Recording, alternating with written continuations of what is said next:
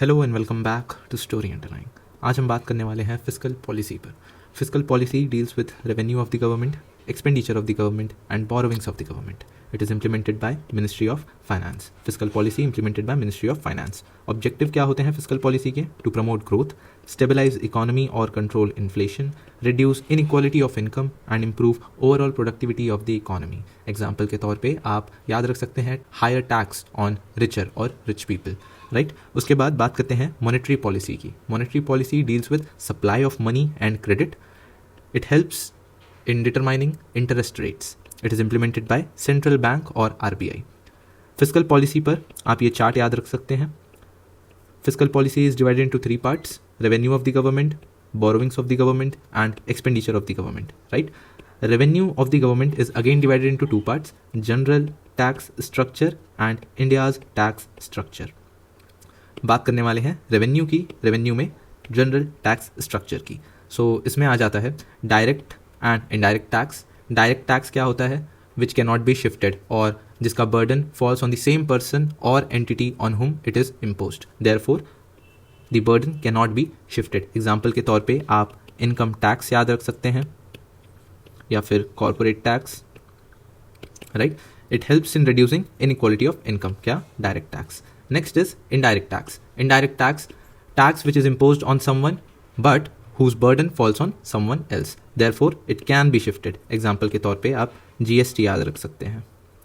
Next is specific tax and ad valorem tax. Specific tax क्या होता है? Tax which is imposed on the basis of any specific characteristics of a commodity. Example, weight, length, width or volume. Ad valorem tax, tax which is imposed on the basis of value of the commodity. On the basis of value. Specific tax specific characteristics के ऊपर base रहेगा और add valorem tax value पर, ठीक है. Next is progressive taxation. Progressive taxation का मतलब क्या होता है? As income of a person goes up, the rate of tax imposed on his income also goes up. Therefore higher income higher tax. It helps in reducing inequality of income in the country. Next is regressive tax. Regressive taxation as income of a person goes up, the rate of tax on his income goes down. Next is proportional taxation. The tax or the rate of tax remains the same even when income goes up. Next is surcharge. Surcharge का मतलब tax on tax. It is also called tax on tax. It is imposed on incomes above certain level to make structure more progressive and reduce inequalities further. Annual income of a company अगर वो 10 करोड़ से ज़्यादा है सो इसे 12% लगाया जाता है surcharge 12% on 10 crore plus annual income. Next is cess. Cess is also tax on tax. It is imposed to achieve specific objective. Once objective is achieved cess may be abolished. Example के तौर पे आप स्वच्छ भारत सेस याद रख सकते हैं. Next is tax on production. Tax on production क्या होता है? Tax imposed irrespective of production, like licence fees वगैरह जो आ जाती हैं इररिस्पेक्टिव ऑफ प्रोडक्शन. उनको प्रोडक्शन से मतलब नहीं रहता. So example is licence fees. Next is tax on product. Tax on product includes taxes like sales tax, excise duty. It is tax imposed as it was produced and sold. It is dependent on actual volume of production. Next अब हम बात करते हैं India's tax structure की. So it comprises taxes imposed both by centre and states. These are both direct and indirect taxes. So बात करते हैं कुछ सेंटर के डायरेक्ट टैक्सेस की. Income tax being one of them. Income tax is tax imposed on incomes of the individual. जो लोग follow करते हैं ओल्ड या existing tax structure they enjoy rebates and concession and new tax structure follow करने वाले they don't. Next is corporate tax structure. There are as many as 4 tax rates. 15% apply होता है new manufacturing companies पर which have been set up on और after 1 October 2019 and which would have started their production before March 2023. 15% उन पर लगाया जाएगा जो new manufacturing companies बनी हैं after 2019. 22% is for existing companies. 25% tax rate for those companies whose annual turnover और sales is up to 400 crore up to. Next is 30%. Turnover is above 400 crore. अगर किसी कंपनी का annual turnover is above 400 crore तब उस पर 30% का corporate tax लगेगा. आपको ये याद रखना जरूरी है कि इन 25% और 30% में ये दोनों में they enjoy rebates and concessions, मतलब it is allowed. Companies which opt to pay tax under first two categories will not be eligible for rebates and concession. मतलब 15% एंड 22% पे कोई रिबेट्स और कंसेशंस नहीं मिलेंगे. Next is MAT, minimum alternate tax. It is imposed on the rate of 18.5% on book profits on such companies which earn profit plus also distribute dividends to shareholders out of their profits, and yet they may pay zero tax or very little tax because they may avail rebates and concessions to reduce their tax liability. On such companies, MAT is imposed at the rate of 18.5% on book profits. Next is capital gains tax. Capital gains tax क्या होता है? These are gains which arise due to appreciation in the value of physical asset. Example के तौर पे आप कोई flat या apartment लेते हैं और अगले साल उसे बेचते हैं. सो अगर आप विद इन 1 ईयर आप उसको अगर सेल करते हैं, तब आपको जो लगेगा टैक्स उसे कहा जाएगा short term capital gains tax, जो लगेगा 15%. और अगर आप वो घर को या उस फ्लैट को 1 साल बाद बेचते हैं, so it will be subjected to long term capital gains tax at the rate of 10%. ठीक है. कैपिटल गेन्स टैक्स क्या होता है? The gains which arise due to appreciation in the value of physical asset, flat और may be apartment, और in the value of financial asset that may be shares, mutual funds over a period of time. Short term capital gains tax 15% लगाया जाता है, 10% लगाया जाता है long term capital gains tax के लिए. Next is security transaction tax, STT. 2005 में आया था. Tax which is imposed on value of shares bought and sold in secondary market. The taxes has to be shared equally by the buyer and the seller. Next is equalization levy. 2016 में इसे introduce किया गया था. It is imposed on advertisement income earned by foreign e-commerce companies. Example के तौर पे आप Amazon याद रख सकते हैं.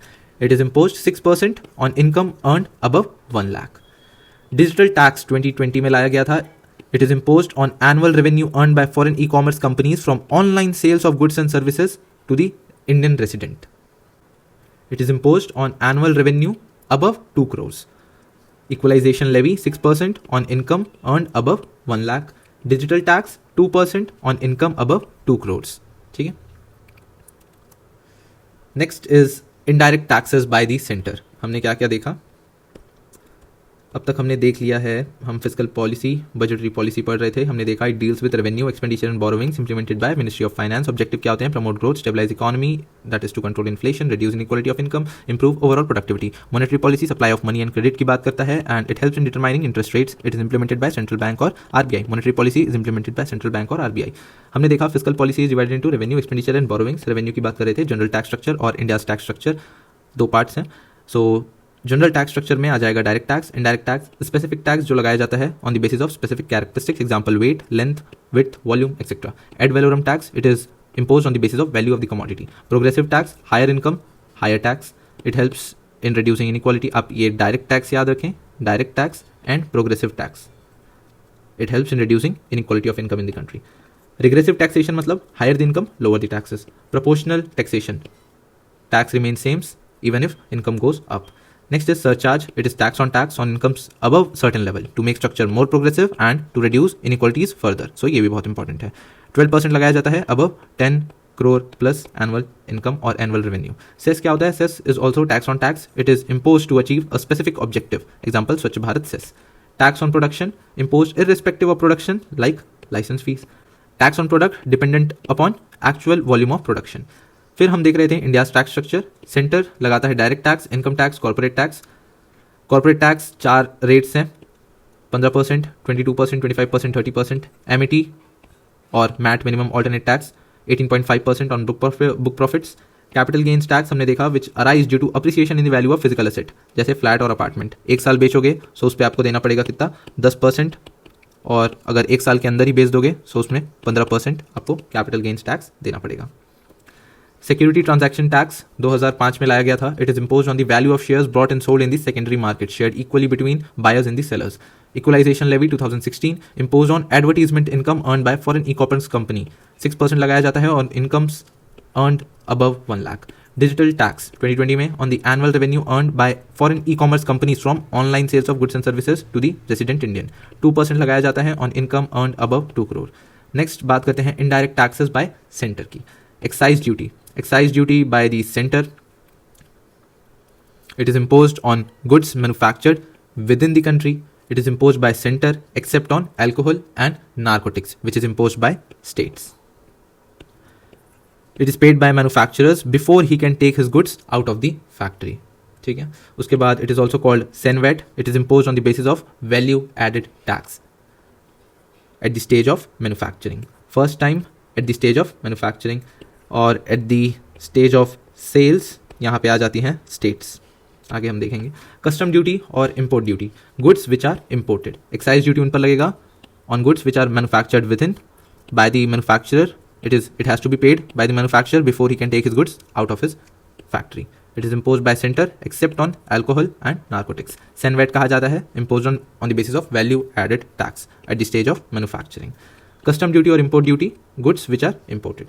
बेसिक कस्टम ड्यूटी क्या होती है? Basic custom duty, rate of import duty imposed as standard rate on most of the product which are imported into a country. Rate in India is 10%. Next is countervailing duty. It is imposed over and above the basic custom duty on such products whose price may be lower than the similar domestic product due to subsidy given by the exporting country. अगर कोई exporting country उस पर subsidy दे रही है और इसलिए वो company India में सस्ते दाम में बेच रही है, सो उस पर countervailing duty लगाई जाएगी. In this case, a country may impose countervailing duty in product in order to offset the price of imported product and make domestic product competitive. अपने domestic product को सेव करने के लिए या उनके इंटरेस्ट को भी ध्यान में रखते हुए countervailing duty लगाई जाती है. Next is anti-dumping duty. It is imposed to prevent dumping. In order to prevent dumping, importing country may impose anti-dumping duty to protect domestic industries. Dumping का मतलब क्या होता है? Deliberately selling some of its good in foreign country at a price lower than the price at home market in order to capture foreign market. आप इसमें China का example याद रख सकते हैं. This is GST, which was introduced in 2017, recommended by Kelkar Committee in 2004. GST Council act as top and autonomous decision-making body headed by Finance Minister, who is assisted by Finance Minister of all states and UTs. Majority की बात करें, सो majority of states इसमें 2/3 है. Centre का vote 1/3 and decision लिया जाता है 3/4 majority से. स्टेट्स ने कुछ कंडीशंस रखी, जैसे VAT on alcohol, VAT value added tax on alcohol. 5 fuels पर जो भी वैट लगता है, क्रूड ऑयल पर, petrol, diesel, natural gas and aviation fuel पर, VAT on electricity and real estate should be kept out of GST regime. ठीक है. Implementation body क्या होती है? जीएसटी की implementation body is GST network. Imports under GST, they are treated as interstate transaction and they are subjected to IGST और interstate GST. So बात करते हैं कुछ merits of GST. It reduces the enormous cascading or cumulative burden of various central and state indirect taxes on final consumer. As cascading burden comes down, price also comes down. As price comes down, demands rise. Demand बढ़ेगा, so investment plus GDP will also rise. Next merit है, it makes export competitive. It makes export competitive as price comes down. Freer and uninterrupted movement of goods and services across the country because it implies one country, one indirect tax. It integrates Indian economy with rest of the world. दुनिया में 160 से ज़्यादा countries has GST. Now let's talk about salient features of GST. इसे dual tax कहा जाता है, imposed both by center and state. ऐसा Canada और ब्राज़ील में भी हमको देखने को मिलता है. It merges SENVAT and VAT और इसे कहा जाता है national level VAT. Tax on entire supply chain. Tax on entire supply chain. Destination based tax होता है ये. Destination based tax, that is wherever a commodity is finally consumed और where service is rendered, that state और UT will share the tax with the centre. 4 principal rates हैं. 4 principal rates 5%, 12%, 18%, 28%, apart from 1, 2, 3% on gold and silver. Now compensation cess. Compensation cess जो होता है that may range from 1 to 290%. और वैसे ही 28% is imposed on luxury goods और sin goods, example tobacco पर. Now next is tax revenue of state ऐसा वो कहा गया था, as per agreed structure under GST, tax revenue of state must be increasing at the rate of 14% annually. अगर वो नहीं होगा, for any shortfall they will be compensated by center. Till 2022 ये अग्री किया गया था, जिसको अभी बढ़ा भी दिया गया था. Next is state level VAT. लाया गया था 2005 में. State level VAT at the stage of sales. It is authority of state government to tax. Right, वैसा ही हमने देखा था excise duty by center. SENVAT, it is imposed on the basis of value added tax at the stage of manufacturing. At the stage of manufacturing, SENVAT, excise duty imposed by center. It is an indirect tax, right? फिर हम अभी देख रहे थे, फिर हमने देखा state level VAT. State level VAT at the stage of sales, authority of state government to tax. Merits of state level VAT और SENVAT to avoid double taxation or tax evaded at one stage can get caught at the next stage. अब next बात करते हैं government expenditure की. So government बहुत अलग अलग functions perform करता है. सबसे पहले बात करते हैं एलोकेटिव एंड डेवलपमेंटल फंक्शन की. So it implies government, that is ministry of finance, allocates expenditure for various sectors, particularly critical sectors like defence, atomic energy. Right, earlier there was planning commission, और अब ये perform करा जाता है, ये function is perform by ministry of finance. पहले कौन था? Planning commission.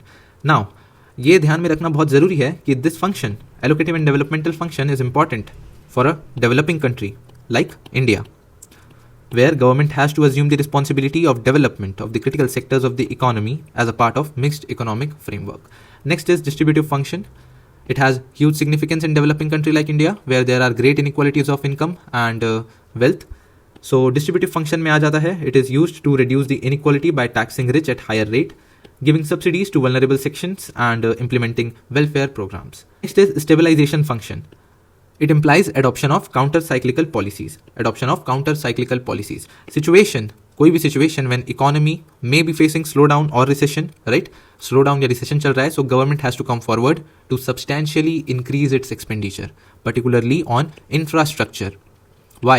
To lift the economy out of recession, right? And thereby bringing stabilization of the economy. So we adopt expansionary policy. Expansionary policy, that means giving fiscal stimulus and monetary stimulus by government.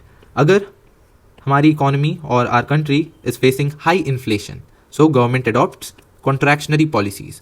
So it contracts it's expenditures, increase tax rates, increase interest rate, so that it brings about stabilization of the economy. There are two types of expenditures, revenue expenditure and capital expenditure. इसे in brief they are called capex. आपको पता होगा capex, expenditure which creates assets and brings about infrastructural development. ठीक है, आगे हम पढ़ेंगे. So next बात करते हैं बोरोविंग्स की. बोरोविंग्स हमने देखा फिस्कल पॉलिसी में आ जाता है रेवेन्यू, एक्सपेंडिचर एंड बोरोविंग्स. हमने रेवेन्यू देख लिया, हमने एक्सपेंडिचर देख लिया. एक्सपेंडिचर में हमने गवर्नमेंट के 3 फंक्शन देखे, राइट. और अब हम देखेंगे borrowings of the government. The union budget presented every year is mainly deficit budget, as the expenditure of the government is always in excess of revenue. Expenditure ज़्यादातर ज़्यादा ही होता है हमारे रेवेन्यू से, सो इसीलिए हमको ज़्यादातर डेफिसिट बजट ही देखने को मिलता है. Budget is divided into 2 parts, revenue budget and capital budget. Revenue budget and capital budget. So revenue budget की बात करें, सो इसमें हमको देखने को मिलेगा day to day receipts and expenditure of the government. इसमें आ जाएगा रेवेन्यू रिसीट और रेवेन्यू एक्सपेंडिचर. रेवेन्यू रिसीट्स में tax receipts, non tax receipts and other non tax receipts आते हैं. Tax receipts like direct and indirect taxes. Non tax receipts like interest income, dividend of PSUs, fees and fines charged by government, grants received and proceeds from auctions or spectrums by the government. Next is revenue expenditure. Revenue expenditure में आ जाएगा day to day expenditures broken up into developmental, non-developmental. Developmental में आ जाएंगे transport, export promotion, irrigation, health, education, R&D, transport, etc. Non developmental में defence expenditure आते हैं, salaries, subsidies, interest paid and pension. आपको ये याद रखना होगा कि financial grants to state form the part of revenue expenditure, right. financial grants to states form the part of revenue expenditure as they creates assets. Next हम बात करते हैं कैपिटल बजट की. Capital budget shows assets and liabilities of the government. Capital receipts क्या क्या होते हैं? Capital receipts that creates liabilities or reduce financial assets referring to incoming cash flows. It comprises recovery of past loans, इसमें जो भी interest they earned, right? फिर आता है disinvestment, sale of assets like land, building, etc. right? Next is borrowings. Borrowings of the government, आपको इसमें ये याद रखना है कि borrowings create liabilities. आते हैं capital receipts में, borrowings is the fourth component, it creates liabilities. Next is capital expenditure. It comprises repayment of past loans. Capital receipts में हमने देखा था recovery of past loans, जो भी interest हमने earn किया. Capital expenditure में आ जाता है repayment of past loans, जो हमको pay करना है past के loans. Loans of state and UTs. Next is expenditure on infrastructure. Roads and highways, that means creating assets. So हमने क्या देखा? रेवेन्यू बजट, आपको ये ध्यान में रखना बहुत ज़्यादा ज़रूरी है, तभी आपको आगे fiscal deficit, revenue, effective revenue deficit वगैरह वाली चीज़ें समझ आएंगी. रेवेन्यू बजट होता है और कैपिटल बजट होता है. दो टाइप के बजट होते हैं, रेवेन्यू और capital budget, right. Revenue budget में आ जाता है रेवेन्यू रिसीट और रेवेन्यू एक्सपेंडिचर. रेवेन्यू रिसीट्स में जो भी इनकमिंग कैश फ्लोज हैं वो आ जाते हैं. टैक्स रिसीट्स, डायरेक्ट और indirect tax, non tax receipt, interest income, dividend of PSUs, fees, grants receive, proceed from auction और spectrum, other non tax receipts. Revenue expenditure में डेवलपमेंटल के लिए जो एक्सपेंडिचर होता है, non developmental expenditure like defence expenditure, salaries, subsidies, interest paid और pension. Financial grant to state forms the part of revenue expenditure as they creates assets. Capital budget हमने देखा, दे shows assets and liabilities. Capital receipts में आ जाते हैं recovery of past loans, disinvestment, sale of assets and borrowings. Borrowings creates liabilities. Capital expenditure, repayment of past loans, loans of states and UTs, expenditure on infrastructure, creates assets. Now let's talk about understanding deficits. Understanding deficits or borrowings. So जैसा कि मैंने आपको बताया, capital budget में हमने देखा borrowings which creates liabilities. So अब borrowings की ही बात करेंगे, दैट मीन्स अंडरस्टैंडिंग डेफिसिट्स.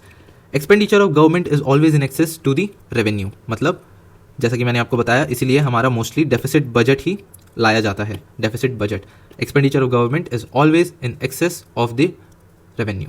समझते हैं रेवेन्यू डेफिसिट क्या होता है. It occurs when governments total revenue expenditure exceeds its total revenue receipts. Total revenue expenditure, इसमें क्या क्या चीज़ें आ जाती है, developmental, non developmental, right. Total revenue expenditure exceeds, ज़्यादा होता है रिसीट से, टोटल रेवेन्यू रिसीट से. Tax receipts, non tax receipts, other non tax receipts जो मैंने आपको बताए. सो इट इम्प्लाइज अगर revenue deficit, there is high revenue deficit, it implies government is not able to meet its day-to-day expenditure with day-to-day income. So it thus violates the golden principle of public finance, that is, borrowings must be used for investment and not for consumption. It leads to high fiscal deficit. Next is effective revenue deficit. It is difference between revenue deficit and developmental grants to states. जैसा कि मैंने आपको बताया था, financial grants to state forms the part of revenue expenditure, as some of the funds or some of the grants given to states are used for creating assets. So effective revenue deficit is equals to revenue deficit minus developmental grant to states. Grants given to states and UTs which are used by states for creation of assets. So it was given by Pranab Mukherjee in 2012. The concept of effective revenue deficit was introduced in Finance Act 2012 on the recommendation of Rangarajan Committee. Next is fiscal deficit. Fiscal deficit का मतलब क्या होता है? Revenue expenditure plus capital expenditure minus revenue receipts plus capital receipts except for borrowings as they create liability, right? Fiscal deficit क्या होता है? Revenue expenditure plus capital expenditure minus revenue receipt and capital receipts minus borrowings as they create liability. So it is difference between total revenue and total expenditure of the government. It is an indication of total borrowings of the government needed or total borrowings that a government has to take.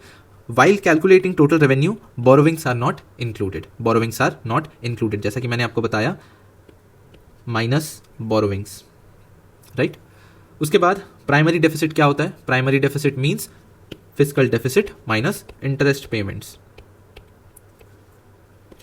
Problems है of high fiscal deficit, जैसे it implies higher borrowings by the government which leads to higher interest burden, right. अगर government ज़्यादा loan लेगी bank से, so banks के पास कम पैसा रहेगा to give it to private corporate sector, right. So इससे क्या होगा, crowding out effect passed on to consumer in form of high prices. अब प्राइवेट सेक्टर्स को कहीं और से लोन लेना पड़ेगा ज़्यादा इंटरेस्ट पे, सो उनको ज़्यादा पैसा लगेगा, so they will pass it on to consumers in form of higher prices, महंगाई बढ़ेगी। Next problem of high fiscal deficit is it brings down the credibility of the government, है ना। गवर्नमेंट बोरो करती है, उसके लाइबिलिटीज़ ज़्यादा हो जाते हैं, बोरोविंग्स ज़्यादा हो जाते हैं, सो इससे क्या होता है, credibility of the governments goes down. So इससे क्या होता है, गवर्नमेंट अगर अब्रॉड में पैसे लेने जाएगी, so they may have to pay higher rate of interest. Next is twin deficit. Twin deficit क्या होता है, it occurs when nation has both current account deficit and fiscal deficit. Current account deficit आ जाता है BOP में, balance of payment, right. अगर current account और fiscal deficit दोनों ही हैं किसी कंट्री में, a nation is facing both current account deficit and fiscal deficit, it leads to higher capital outflow, right? It also occurs when government introduces tax cut. Now let's talk about FRBM Act of 2003, Fiscal Responsibility and Budget Management Act. It was passed with the objective of achieving fiscal consolidation by the government and adopting measures to increase its revenue and also reducing and rationalizing expenditure. Increase कैसे करेंगे अपने revenue को? By disinvestment. Rationalizing expenditure by identifying loopholes in direct benefit transfer. It laid down some rules that includes from the beginning 2004-2005 and by the end of 2008-2009 the government should bring down its revenue deficit by 0.5% each year, so that by the ending of 2008-2009 revenue deficit falls to zero. Similarly, the government should bring down its fiscal deficit by 0.3% each year, so that by 2008-2009 the fiscal deficit is not more than 3% of the GDP. The next rule, the government would cease to borrow from RBI. Now, review of FRBM Act. The comprehensive review of this act was carried out by N.K. Singh Committee 2016. It gave report in 2017. The N.K. Singh Committee gave its recommendations that includes the government should bring down its revenue deficit from 2.1% in 2016-17 and then by 0.25% each year thereafter, so that by 2023 revenue deficit is not more than 0.8% of GDP.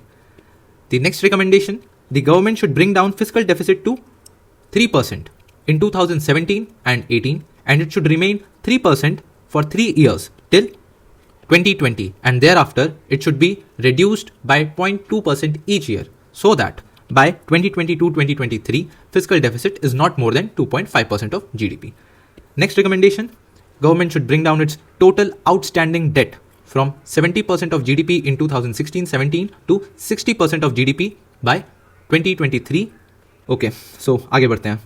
Government should adopt total outstanding debt as principal objective of the act rather than fiscal deficit reduction. Why?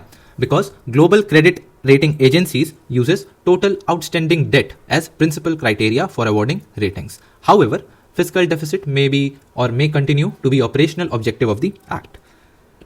It introduced some escape clause in the act. It implies that in event of abnormal condition prevailing in the economy like natural calamity, threat or war, the government will have the flexibility to escape meeting its fiscal target. कुछ escape clauses दिए गए like natural calamity, security and agricultural collapse. आपको याद रखना ये बहुत ज़रूरी है कि structural reform, agricultural collapse ये दोनों भी आते हैं under escape clause, right? Decline in real output growth of a quarter by at least 3% point below the average previous 4 quarter, right? So क्या हमने देखा escape clause के अंदर, it gives flexibility to escape meeting its fiscal targets. Clause includes natural calamity, structural reform, security, agricultural collapse and decline in real output growth of a quarter by at least 3% below the average previous 4 quarter. Next is Fiscal Council.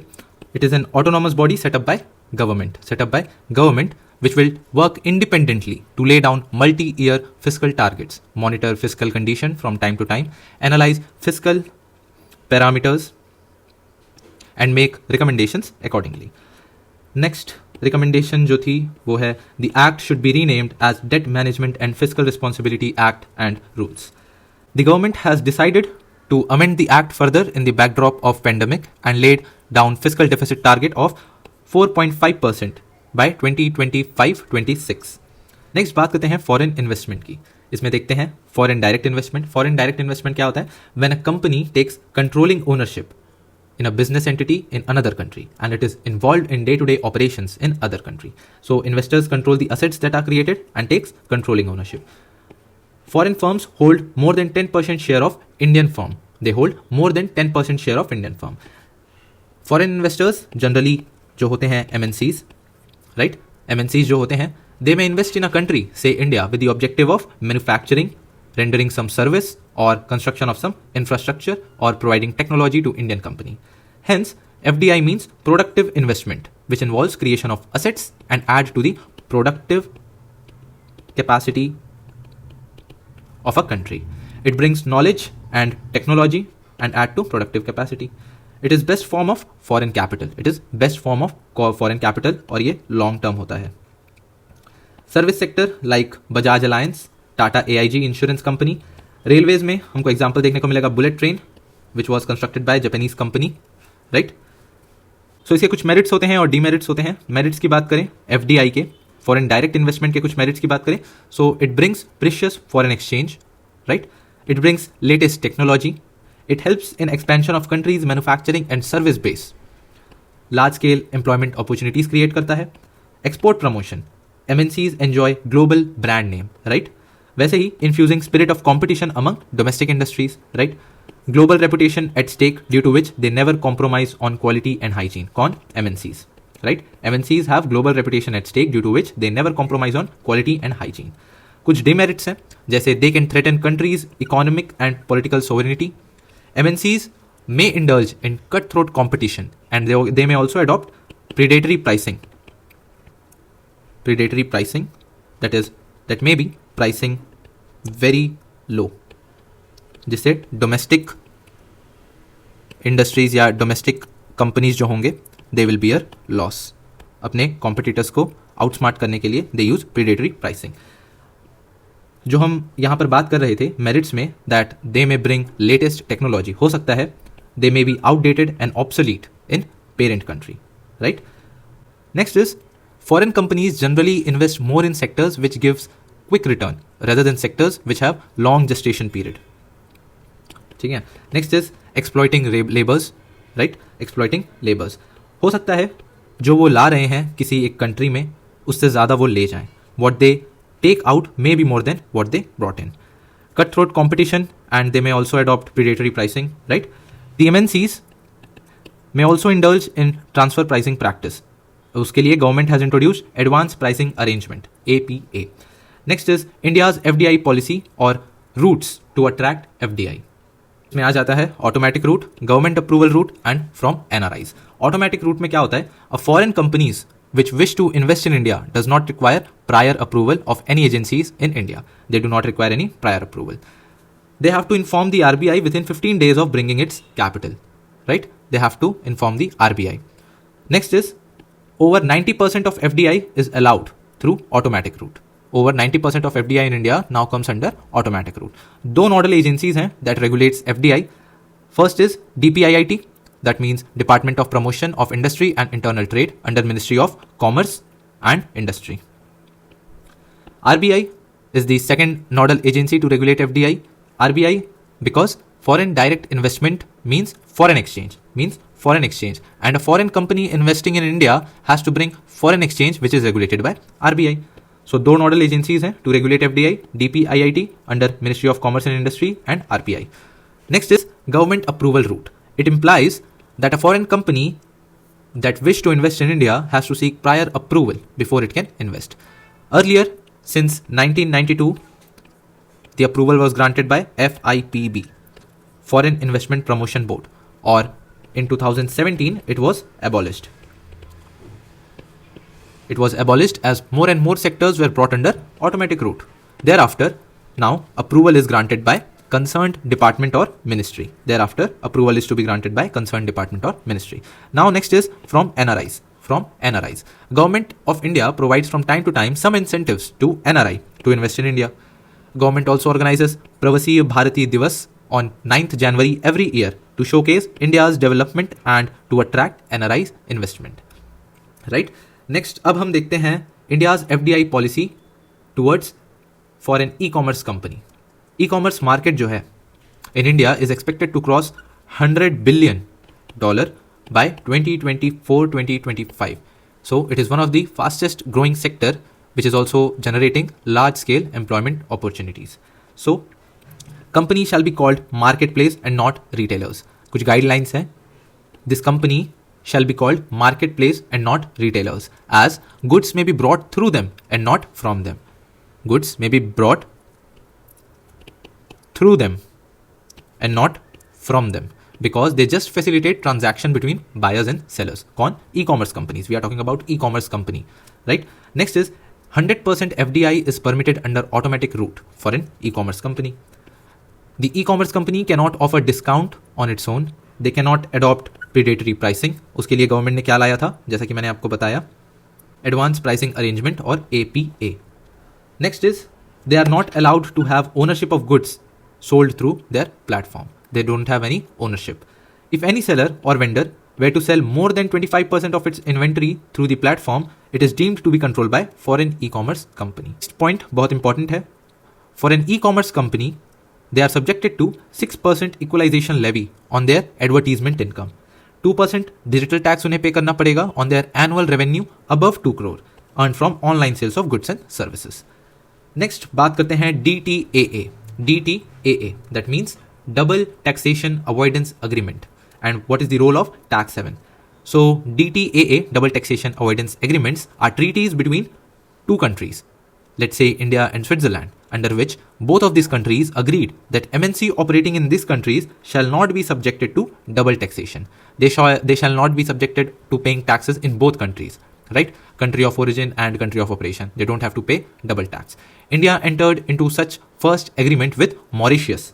First such agreement with Mauritius back in 1982. Thereafter, India has entered into such treaties with many other countries, few of these being popularly called tax haven countries: Hong Kong, Britain, Virginia, Panama, Mauritius, Singapore and Cyprus.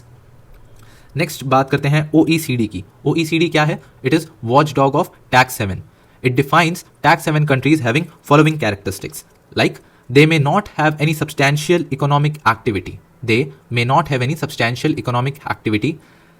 Zero और बहुत कम tax pay करते हैं, that may be income और capital gains tax, right. Next characteristic जो होता है tax haven countries का वो है they lack transparency in terms of operation. Next is they may refuse to share information with other countries. So ये कुछ characteristics हैं टैक्स हेवन कंट्रीज के डिफाइंड बाय OECD. सो आपको ये भी जानना ज़रूरी है दैट DTAA, दीज एग्रीमेंट्स, इस एग्रीमेंट का ऑब्जेक्टिव क्या होता है? To attract MNC in different countries. They want their investment. Base erosion and profit shifting, BEPS क्या होता है? So base erosion and profit shifting, BEPS क्या होता है? When a company operating, say in India, may deliberately shift its operation to tax haven country and invest back to India and end up paying low or no taxes in India. This is called round tripping or treaty shopping. So different countries have adopted some measures in order to check the practice of MNCs, right? Called limitations of benefit clause, according to which it has laid down the benefits of paying low tax in tax haven countries by MNC shall be subject to satisfying some conditions, which are as follows. Company must have been existing in tax haven country for a certain minimum number of years. Company must have permanent office in tax haven country. They must have permanent staff in tax haven country. So ये कुछ conditions हैं. तभी अगर ये conditions को वो fulfill करेंगे, then उनको tax कम या नहीं भरना पड़ेगा. Otherwise they have to pay tax. तो ये कुछ conditions कुछ countries ने लागू कर दी हैं. Next is GAR, General Anti-Avoidance Rule 2017.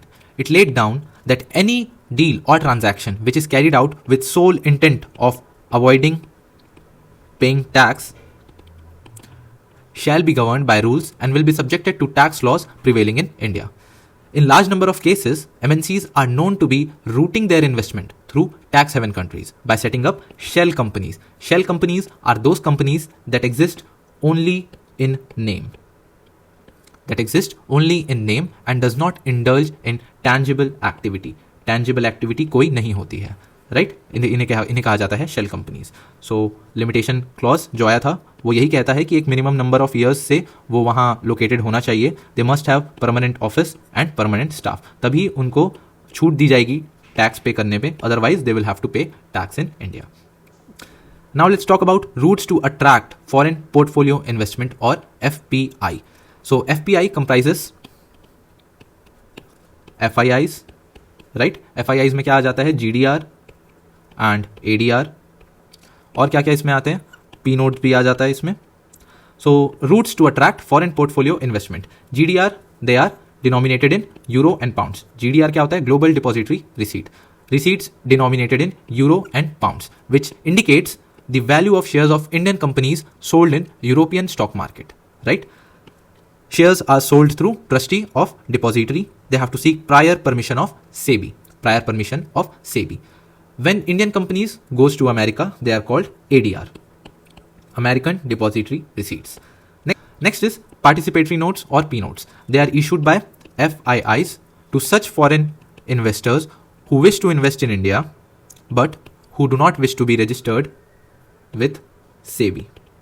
Next is foreign funds or overseas fund set up by NRIs. So next is Tobin tax. Tobin tax क्या कहता है? It was advocated by Nobel Prize winner James Tobin in 1970s. According to him, cross-border foreign exchange transaction in the form of FDI and FPI runs into trillions of dollars every day. According to him, this transaction, particularly those relating to FPI, have the potential to cause turbulence and volatility in the financial market of the world, as they are in the nature of hot money, या फिर आप fly by night money भी कह सकते हैं, because they have tendency to move from one country to another country very quickly. Hence, James Tobin recommended tax should be imposed on such transactions by various countries, both at the time when FPI flows into a country and when they exit the country, right? So such tax should be a flat rate of tax irrespective of maturity, right? इसके objective क्या है? To stabilise financial market and bring revenue to the government. So हमारा यहाँ पे chapter होता है खत्म। मिलते हैं अगले वीडियो पे, तब तक के लिए all the best and thank you.